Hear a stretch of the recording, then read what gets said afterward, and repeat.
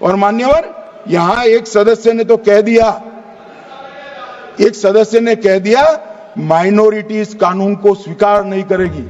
क्या धमकाना चाहते हो भाई? संसद का कानून है, सबको स्वीकार करना पड़ेगा। स्वीकार नहीं करेंगे मतलब क्या है?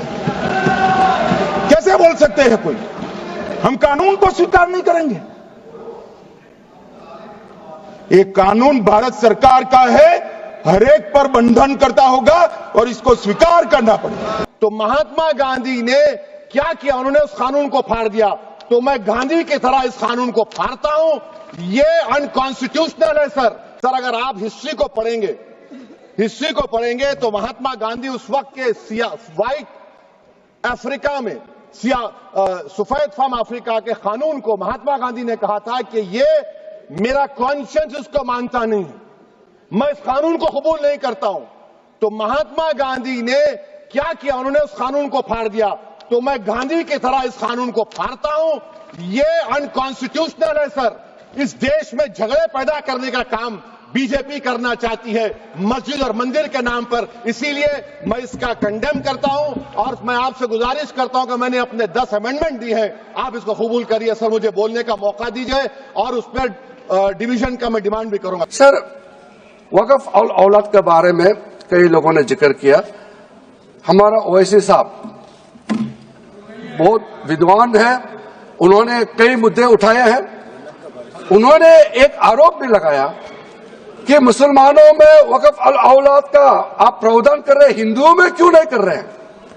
मैं उसको बताना चाहता हूं कि हिंदुओं में तो प्रावधान पहले से है, अलग से कानून बनाने का क्या हो सकता है? असंवैधानिक काम तो उन्होंने किया है जो बिल फाड़ने का काम किया है। आज मैं पूछना चाहता हूं, आज किस लिए बिल फाड़ दिया? उन्होंने कहा, चले गए, मैं पूछना चाहता हूं, उन्होंने कहा कि हमारी 123 प्रॉपर्टी है और साहब हमारे पास डीड नहीं है, उस डीड को हम कैसे देंगे? हमारी प्रॉपर्टी तो मिलेगी नहीं। मैं कहना चाहता हूं 123 प्रॉपर्टी है, बिल्कुल है। ये 123 प्रॉपर्टी किसकी है? ये हमारे जमाने की नहीं है। जब ब्रिटिशर्स ने, अंग्रेजों ने हिंदुस्तान की राजधानी को कोलकाता से दिल्ली बनाने का फैसला किया और 1911 में जब उन्होंने यहाँ के लुटियन जोन्स की लैंड को एक्वायर किया, लैंड एक्वायर करने के बाद ड्यूली कंपनसेशन दिया और अधिग्रहण कर लिया। खुद कॉन्स्टिट्यूशन की बात करते हैं, संविधान की बात करते हैं और बिल फाड़ते हैं। उस संविधान कि जिसकी कसम खाते हैं आप, उसका अपमान करते हैं। आपकी शर्म नहीं आ रही आप लोगों को? ओवैसी खुद को मुस्लिमों को मसीहा बनने की कोशिश वो कर रहे थे।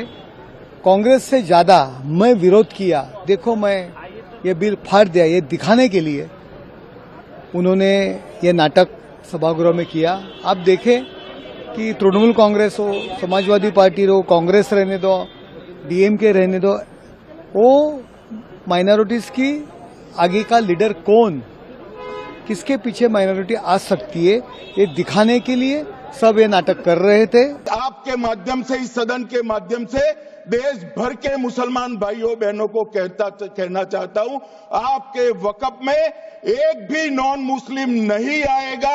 ये एक्ट में ऐसा कोई प्रावधान नहीं। मगर जो वक्फ बोर्ड है और वक्फ परिषद है, उसका काम क्या है? वक्फ की संपत्तियां मान्यवर बेच खाने वाले लोगों को पकड़कर इसके बाहर निकालने का।